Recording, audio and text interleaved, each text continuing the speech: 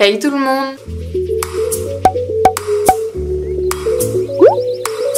J'espère que vous allez bien. On se retrouve aujourd'hui dans une nouvelle vidéo qui est ma routine make-up du moment. Donc autant des fois j'ai envie de faire des make-up assez travaillés au niveau des yeux et mettre du rouge à lèvres, de l'highlighter, etc. Mais autant des fois j'ai vraiment envie de quelque chose de plus naturel du moins et qui va plus vite. Dans ma vidéo fourniture scolaire, j'avais fait quelque chose d'assez travaillé entre guillemets au niveau des yeux. Mais ouais, en ce moment j'ai pas vraiment envie de ça. J'ai même pas envie de mettre de l'highlighter en fait, puisque je trouve que du coup le bronzer ressort mieux. Donc, dans cette vidéo c'est vraiment ma routine make-up du moment. C'est pas un make-up no make-up. Ça aurait pu l'être, mais je trouve qu'il y a quand même un peu trop de couvrance au niveau du teint pour une vidéo make-up no make-up. Dans les séquences qui vont suivre, je serai extrêmement blanche, mais comme vous le voyez, c'est juste un problème d'éclairage. Du coup, j'avais baissé ma luminosité un peu plus tard, mais n'ayez pas peur en voyant mon visage démaquillé plus hyper blanc. Tous les produits que j'utilise dans cette vidéo seront tous listés dans l'ordre dans la barre d'infos et je vous laisse avec la suite. Donc pour l'instant, j'ai seulement lavé mon visage, appliqué ma crème hydratante. Donc moi j'utilise la Enzymion de chez Lush. C'est vraiment une crème matifiante, elle coûte 25 €, c'est super cher. Je vous la conseille pas forcément, je l'utilise parce que je dois la finir forcément parce que 25 € quand même il faudrait la finir. Mais je la trouve matifiante mais pas non plus extrêmement matifiante. Donc c'est plus approprié pour les peaux mixtes. Et ensuite j'ai appliqué ma crème pour mon contour de l'œil comme d'habitude. Donc c'est celle de chez La Roche-Posay, c'est celle-ci. Puisque j'ai la peau extrêmement grasse, je mets deux bases matifiantes sur ma peau avant de me maquiller. Premièrement je mets la base Angel Veil de chez NYX. C'est vraiment une base perfectrice pour la peau et matifiante.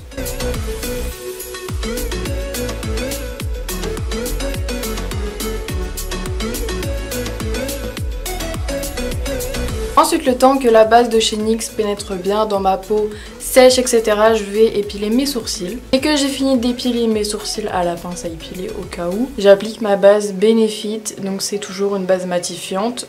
C'est la Matte Rescue The Professional.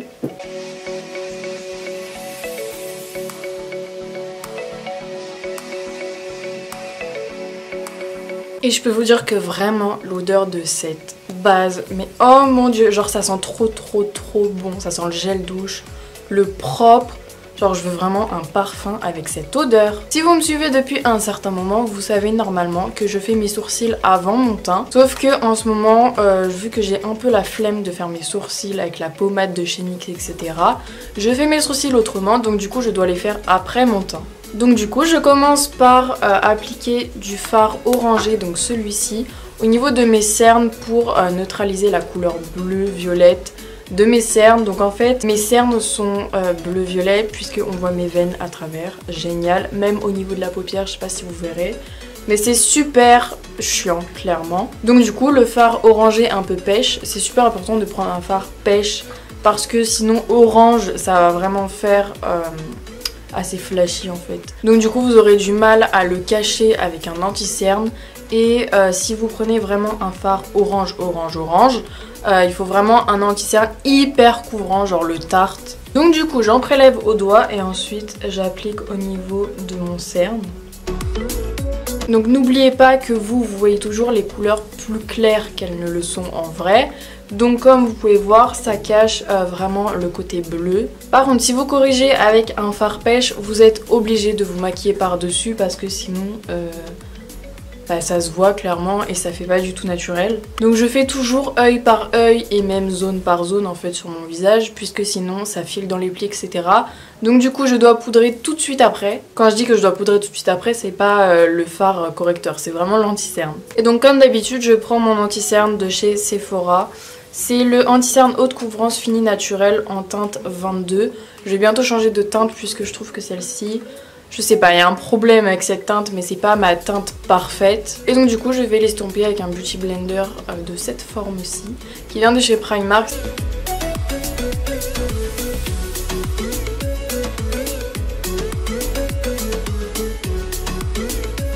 Comme vous pouvez le voir, mon anti-cerne est plus clair que mon front puisque j'ai toujours eu le front et mon ventre toujours plus bronzé que le reste de mon corps. Donc pour venir un peu égaliser la couleur avec mon front, je prends une poudre jaune, donc c'est la Banana Powder de chez Primark. Elle m'a coûté seulement 4 € et elle est extrêmement bien. Elle lisse la peau, elle floute les pores. Enfin, j'aime vraiment énormément cette poudre. Il y a vraiment une quantité énorme puisque vous avez vraiment besoin d'un tout petit peu de poudre. Forcément, vu qu'elle est jaune, elle rend vraiment la peau un peu jaune. Donc si vous n'avez pas de sous-ton jaune comme moi, je vous la conseille pas du tout. Et je l'applique avec un genre de pinceau comme ceci. Donc c'est un peu biseauté et assez fin, donc vraiment parfait pour le contour de l'œil. Au niveau de la poudre, au-dessus, quand vous ouvrez le petit bouchon, vous avez un genre de plastique en fait où vous pouvez faire des trous pour faire tomber la poudre. Donc si vous l'enlevez pour prendre de la poudre, faites hyper attention puisque ça en met clairement partout. Donc vous voyez que maintenant c'est à peu près la même couleur que mon front. Par contre, j'ai oublié de vous dire, la poudre de chez Primark est bien seulement quand vous poudrez après avoir mis votre anti-cerne en fait, directement le matin.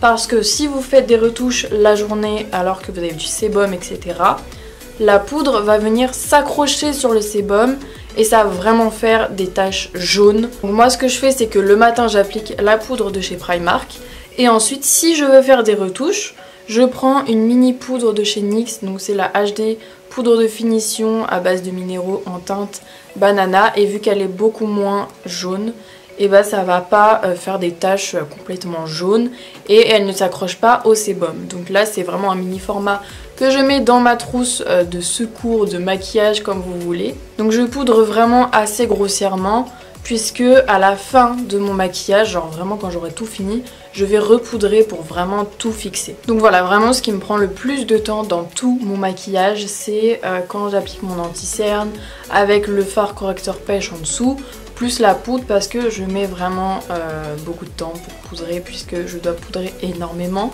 puisque j'ai une peau extrêmement grasse. Alors après le fait de poudrer, je ne suis pas sûre que ça aide la peau à ne pas briller. Bien au contraire, mais voilà, je dois quand même poudrer. Et donc ensuite je vous mets en accéléré, mais en gros je recommence la même chose sur l'autre œil. Et ensuite sur les autres parties de mon visage, je mets juste de l'anti-cerne et je poudre.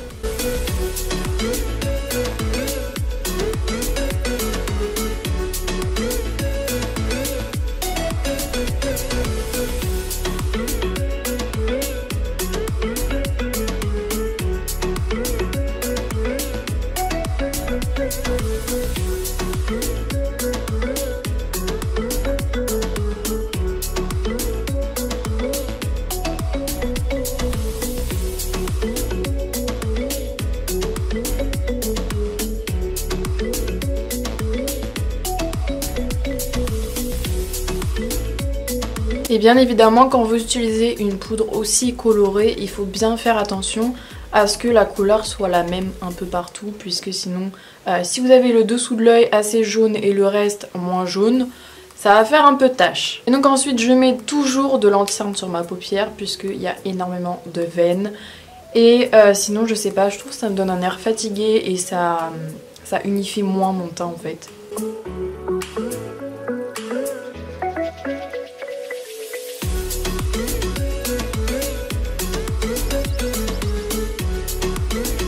Une fois que j'ai enfin fini d'appliquer mon anti-cerne et de tout poudrer zone par zone parce que c'est assez long quand même, je vais réchauffer mon teint avec la palette de contouring et d'highlighter de chez NYX, donc c'est la même que d'habitude en fait. Et donc je vais appliquer ce bronzer-ci, donc dans ma vidéo fourniture scolaire, je sais que j'avais le visage blanc avec mon contouring, n'importe quoi, mon bronzer assez marqué. À cause des éclairages, ça a vachement éclairci mon visage et ma caméra en fait contraste beaucoup. C'est-à-dire que j'avais mon bronzer hyper marqué et mon visage super blanc. Donc là comme vous voyez, on dirait que je suis blanche comme un fantôme dans mon retour écran, alors qu'en vrai pas du tout, enfin je suis comme mon cou en fait.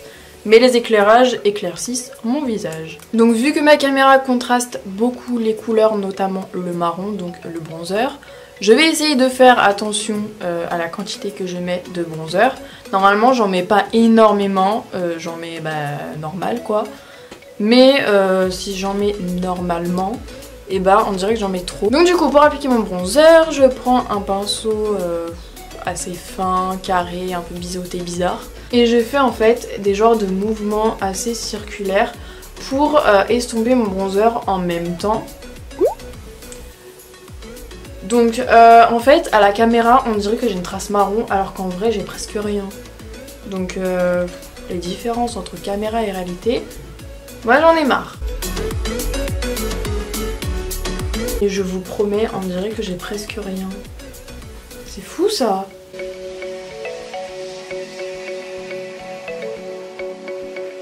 Bon bah j'ai baissé la luminosité, je sais pas si c'est mieux mais on va continuer comme ça.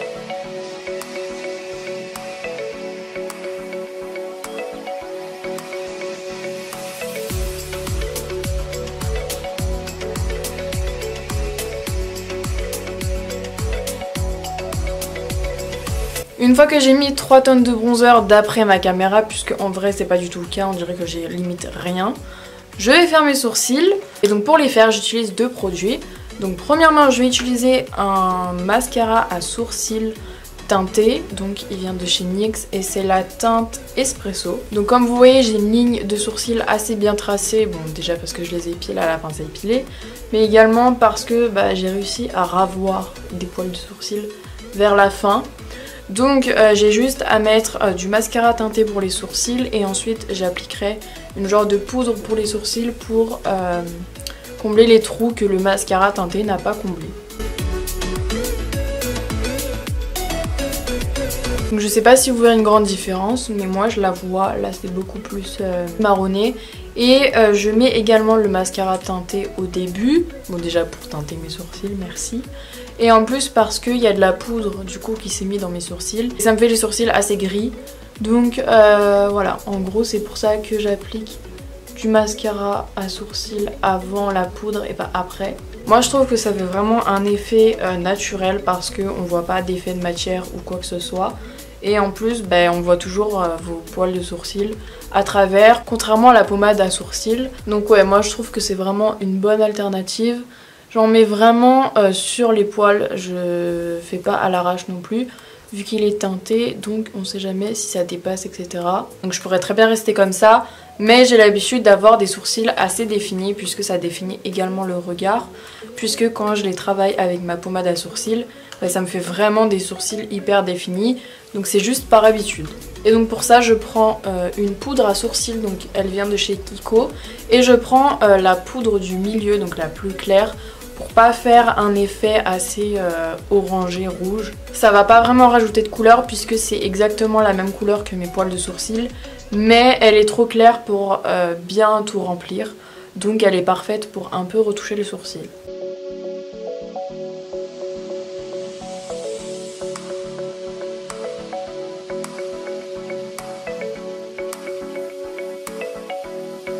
Ensuite, vu que j'ai un peu débordé avec la poudre et tout, je prends un petit coton-tige comme ceci. Donc ils viennent de chez Primark.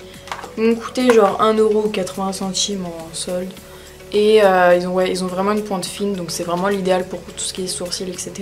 Ou même les lèvres. Ensuite, je reprends un goupillon et je passe un petit coup dans mes sourcils, histoire de tout bien harmoniser. Enfin tout bien unifié, pardon. Voilà pour mes sourcils. Donc en gros en ce moment je fais mes sourcils comme ça me prend vraiment 5 minutes, même pas. Et vu que l'année prochaine j'aurai les transports à prendre le matin et le soir pour aller à mon BTS, eh bien je dois trouver des alternatives plus rapides le matin, puisque j'ai pas envie de me lever 3 heures avant. Et donc ensuite je vais appliquer mon mascara, donc c'est toujours le même, c'est le Better Than Sex de chez Too Faced. Et je vais l'appliquer hors caméra puisque c'est assez compliqué devant la caméra, faire attention si vous voyez bien, etc. Et vu que je dois travailler énormément mes cils, ça va mettre 30 ans, donc je vais vous épargner ce moment. Maintenant que j'ai mis mon mascara, c'est vrai que ça change tout, genre vraiment. Et si vous avez des petits cils comme moi, genre mes cils doivent faire ça, genre vraiment. Recourbez-les genre vraiment à fond, genre vraiment au ras de cils. Parce que si vous les recourbez au maximum et si vous avez un bon mascara, donc je vous dis pas forcément de prendre les Better Than Sex de chez Too Faced, mais d'autres mascaras sont vraiment géniaux. Après, essayez de trouver la brosse qui vous correspond le mieux, à vos cils également, puisqu'on n'a pas tous les mêmes cils, donc chaque cil préfèrent certaines brosses, etc. Donc maintenant que j'ai appliqué mon mascara, vu que j'en ai mis un petit peu sur mes paupières, je vais attendre que ça sèche. Ensuite je vais gratter avec un goupillon. Alors par contre cette technique ne marche pas à chaque fois, c'est-à-dire que ça marche une fois sur 100 puisque il y a toujours des résidus de mascara. Et donc ensuite je vais appliquer un petit fard à paupières. Ouais bon, cette technique elle est pas ouf non plus personnellement. Ça marche pas vraiment. Voilà, vous voyez. Alors que j'ai attendu quand même. Ensuite donc si vous voulez pas mettre de fard à paupières, vous restez comme ça. Mais moi j'aime vraiment toujours creuser mon creux de paupière en fait. Donc je prends un pinceau assez fluffy et estomper du coup. Et je prends une couleur assez caramel pour définir vraiment mon creux de paupière. Et donc je prends le fard Smarty Paints. Donc c'est un genre de beige caramel. Donc je mets ce fard après avoir mis mon mascara puisque déjà le fard va être au-dessus des taches de mascara. Donc ça sera un peu moins visible. Et en plus quand je ferme l'œil en fait mon pinceau, enfin j'essaye de faire en sorte que mon pinceau ne touche pas mes cils. Donc mon fard à paupières ira seulement dans mon creux de paupière et pas sur ma paupière mobile. En gros il va pas dépasser quoi.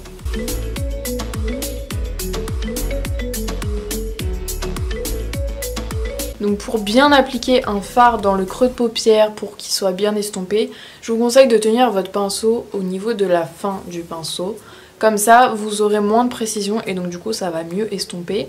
Et je vous conseille aussi de tenir votre pinceau droit. Donc c'est-à-dire pas vers le bas, pas vers le haut, genre vraiment droit à votre paupière. Et ensuite quand vous arrivez vers les bords, vous descendez un peu votre pinceau.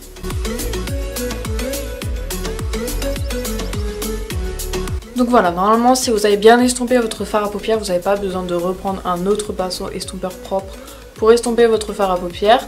Et ensuite au niveau des lèvres, en ce moment je mets rien du tout puisque j'ai les lèvres extrêmement sèches. Je sais pas si ça se verra, mais si je veux mettre un truc, soit je mets le Bear With Me de chez NYX en gloss là, donc le gloss normal, sans paillettes, sans iriser. Ou sinon je mets un gloss transparent tout simple, toujours de chez NYX, donc c'est le clear il me semble. Donc voilà, en soi je trouve qu'il n'y a pas énormément d'étapes dans mon maquillage, il est assez simple à réaliser. Et donc pour vraiment finaliser le maquillage, comme je vous disais tout à l'heure, je vais un peu repoudrer ma zone T pour vraiment être sûre que ça va tenir.